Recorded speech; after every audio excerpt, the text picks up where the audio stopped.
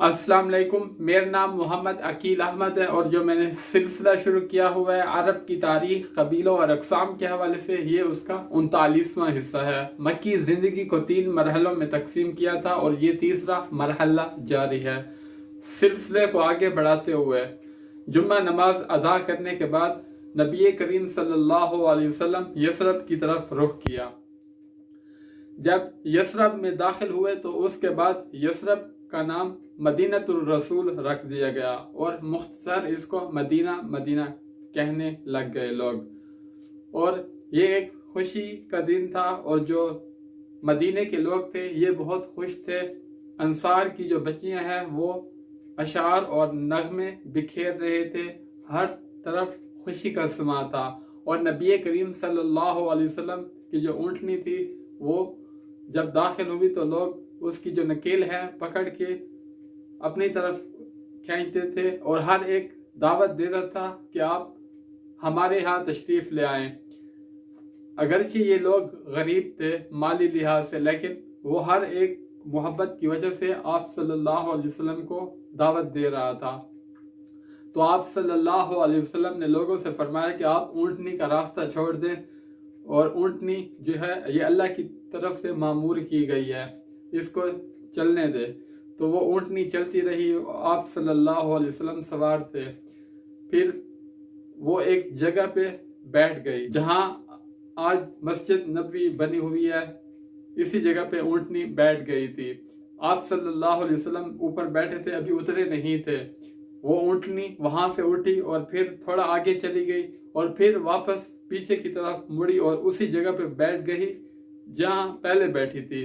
तो उसके बाद नबी करीम सल्लल्लाहु अलैहि वसल्लम उससे उतरे और ये उसी जगह पे रुकी जहाँ पे नबी करीम सल्लल्लाहु अलैहि वसल्लम के नानिहाल रहते थे, बनु नज्जार के महल्ले में।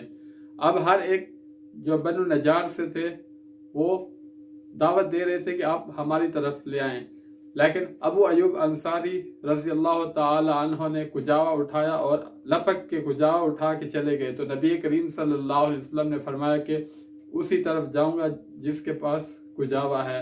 सही बुखारी में हज़रत अनस रज़ी अल्लाह ताला अन्हो से मरवी है कि नबी करीम सल्लल्लाहु अलैहि वसल्लम ने पूछा कि हमारे लोगों में से सबसे करीब घर किसका है? तो अबू अयूब अंसारी रज़ी अल्लाह ताला अन्हो ने फरमाया कि मेरा।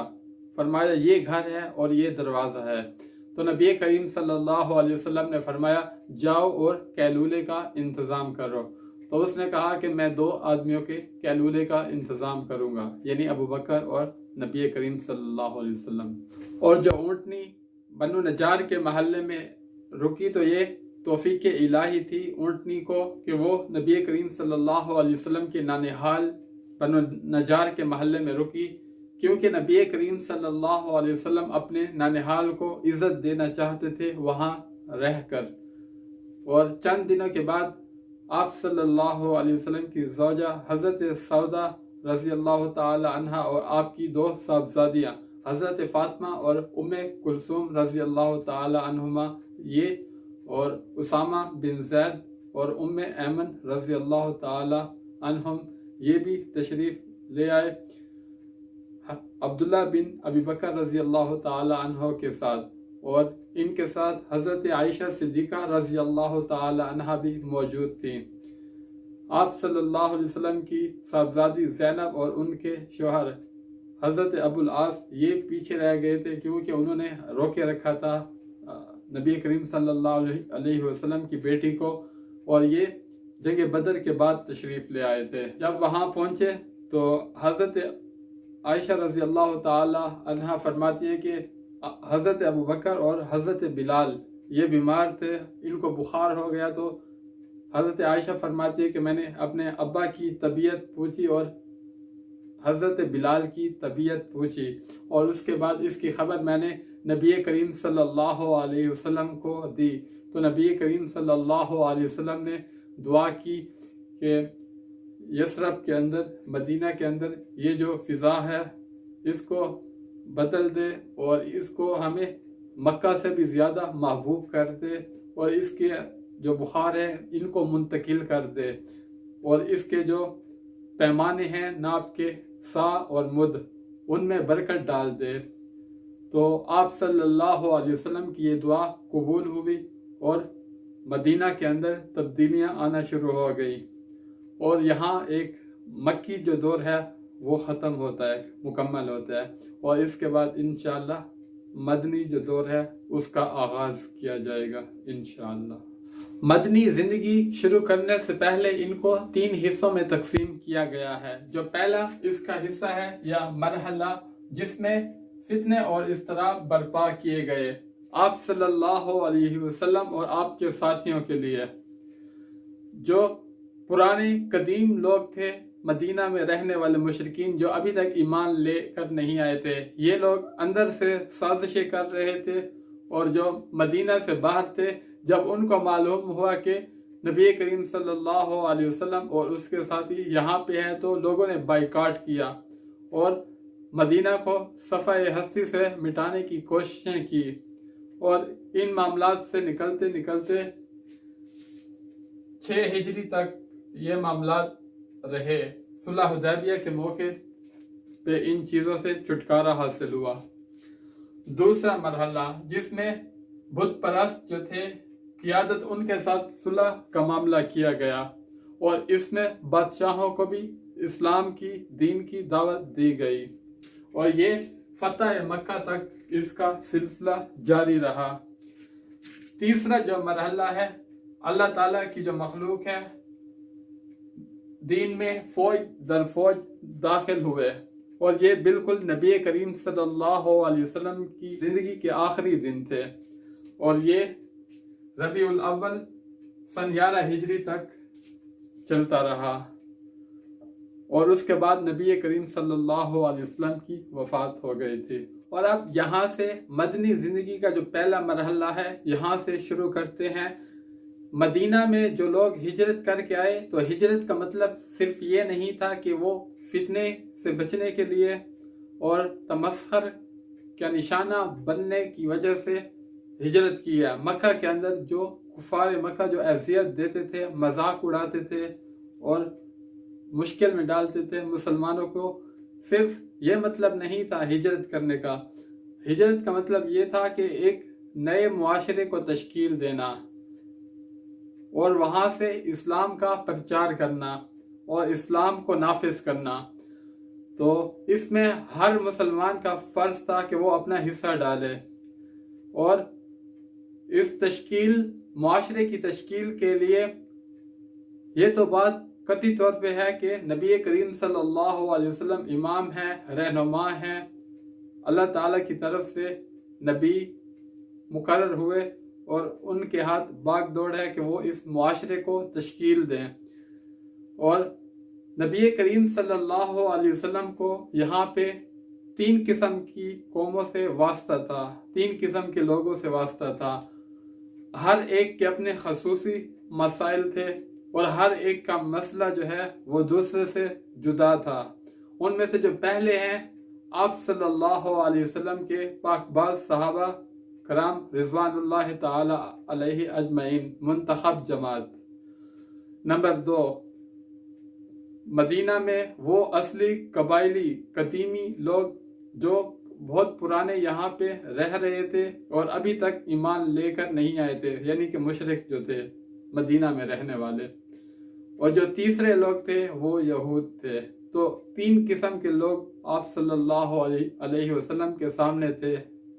اس معاشرے کو تشکیل دینے میں جو لوگ سامنے تھے وہ یہ آپ کے سامنے تھے۔ ان 3 میں سے سب سے پہلے صحابہ کرام رضوان اللہ تعالی علیہم اجمعین، یہ ہجرت کر کے آ گئے تھے۔